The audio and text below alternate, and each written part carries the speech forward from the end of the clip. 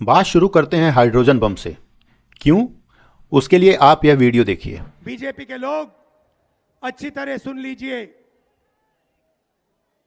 भैया, atom bomb का नाम सुना आपने? सुना है एटम बम का नाम? उससे बड़ा क्या होता है? उससे बड़ा क्या होता है? एटम बम से बड़ा हाइड्रोजन बम होता है। होता है नहीं होता है? माधवपुरा में हमने एटम बम दिखाया था। बीजेपी के लोगों, तैयार हो जाओ, हाइड्रोजन बम आ रहा है।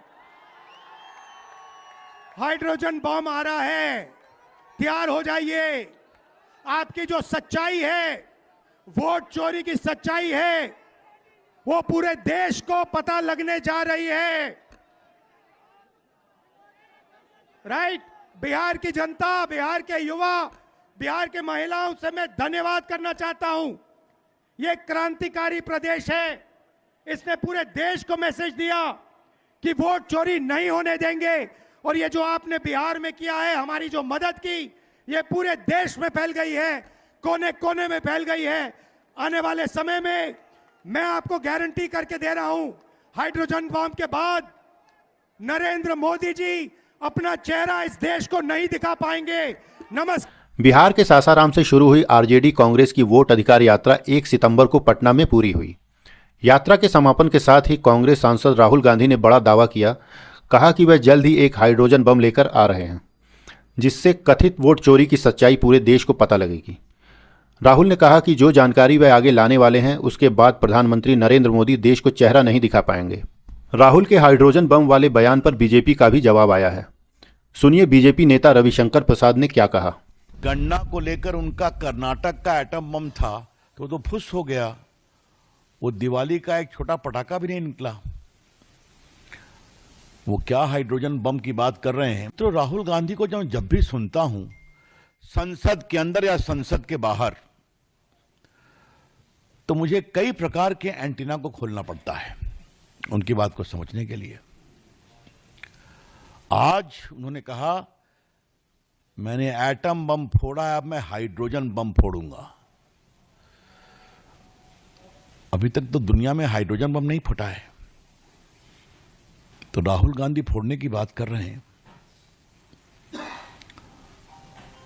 अगर चुनाव के गन्ना को लेकर उनका कर्नाटक का एटम बम था तो फुस हो गया।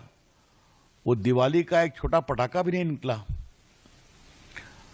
वो क्या हाइड्रोजन बम की बात कर रहे हैं? अपने भाषण में राहुल ने एटम बम का भी जिक्र किया।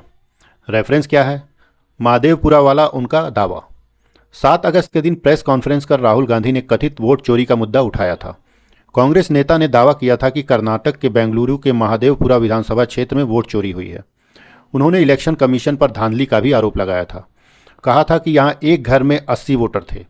इस इलाके में भाजपा के लिए वोट चुराए गए थे। उन्होंने ऐसा भी कहा था। इसके बाद chief election commissioner Gyanesh Kumar ने प्रेस कॉन्फ्रेंस कर उन आरोपों को खारिज कर दिया था। तमाम आरोप प्रत्यारोप के बीच कांग्रेस ने बिहार में 17 अगस्त को वोट अधिकार यात्रा की शुरुआत की, क्योंकि वहां पर ईसीआई ने वोटर लिस्ट का स्पेशल इंटेंसिव रिवीजन शुरू किया था। इसी को आप खबरों में एसआईआर के नाम से सुनते रहते हैं। इसके तहत आयोग किसी भी राज्य की वोटर लिस्ट का रिवीजन करता है ताकि वोटों को वेरीफाई किया जा सके। विपक्षी दलों का कहना है कि यह चुनाव आयोग की वोट काटने की साजिश है। इन्हीं आरोपों के साथ कांग्रेस के नेतृत्व में विपक्षी दलों ने बिहार में यही वोट अधिकार यात्रा शुरू की थी। सासाराम से ये यात्रा शुरू हुई।